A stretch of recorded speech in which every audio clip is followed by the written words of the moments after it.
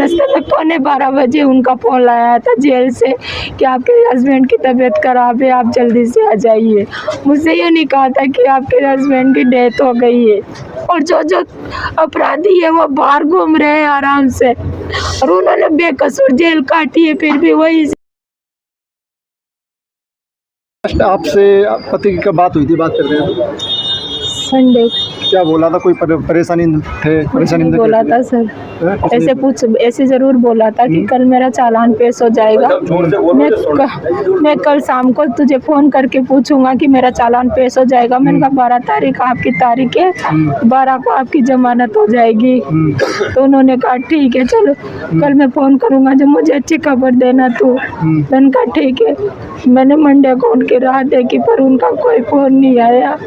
मुझे 11:15 वहाँ से जेल में से फ़ोन आता है कि आपके हस्बैंड की तबीयत खराब है, आप तुरंत आ जाइए। हम रास्ते में चल रहे थे, इससे पहले हमारे जो वहाँ पे उनके साथ जेल में था ना, उसने फ़ोन उनके घर वालों को फ़ोन करके बताया था कि चाचा की तबीयत खराब है, जो चाची को बुला लो। तो वो गए थे। उसके बाद उन्होंने मुझसे फ़ोन किया तो मैं 10 बजे घर से निकल गई थी अपने भांजे को लेकर, मेरे भाई को लेकर।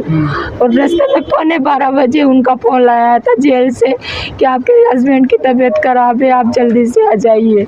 मुझसे ये नहीं कहा था कि आपके हस्बैंड की डेथ हो गई है। फिर आपको यहाँ लास्ट आपने मुलाकात करी आपने, जैसे कि सर आप मिलने दिया आपको उससे? नहीं सर, डेड बॉडी से नहीं मिलने दिया मुझे। नहीं मिलने दिया? नहीं सर। अभी क्या मांग कर रहे हो?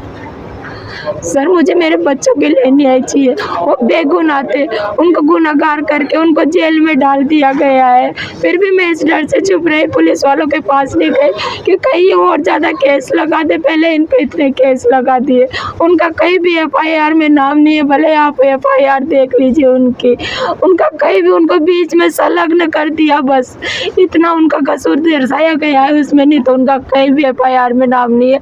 और जो अपराधी है वो बाहर घूम रहे हैं आराम से, और उन्होंने बेकसूर जेल काटी है, फिर भी वही इसी टेंशन में था कि मैंने बेकसूर जेल तो काट ली, पर अब मेरी जमानत कब होगी। हम कोतवाली में जाते, कोतवाली में चालान नहीं दिया हमको।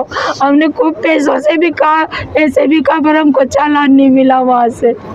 और जब उनको अरेस्ट किया गया था, डिप्टी साहब ने उनको शाम को फ़ोन किया था 6 बजे कि लटोर तुम यहाँ पे आना।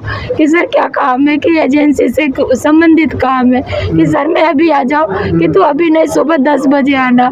फिर वो मंगलवार को 10 बजे गए थे, तो फिर उनको वहीं पे फ़ोन तो स्विच ऑफ करवा दिए उनके, और वहीं पे बिठा लिया उनको। सुबह से शाम तक तो ऑपरेटर वो उसमें रूम में बिठाए रखा, और शाम को 7:30-8 बजे उन पर केस दायर करके उनसे पैसों की मांग की। 10 लाख रुपए उन्होंने मुझे बताया था जब मैं मिलने गई थी कि 10 लाख रुपए लिया मैं तुझे छोड़ दूंगा। तो उन्होंने कहा कि मैंने कोई टिपिंग नहीं की, मेरा अकाउंट चेक कर लो, आप मेरा सब कुछ मेरे घर जाके देख लो, मेरे पास पड़ोसियों से पूछ लो, मैं ऐसा कोई काम नहीं करता, मैं सिर्फ एक एजेंसी चलाता हूँ और अपने बच्चों का पालन करता हूँ।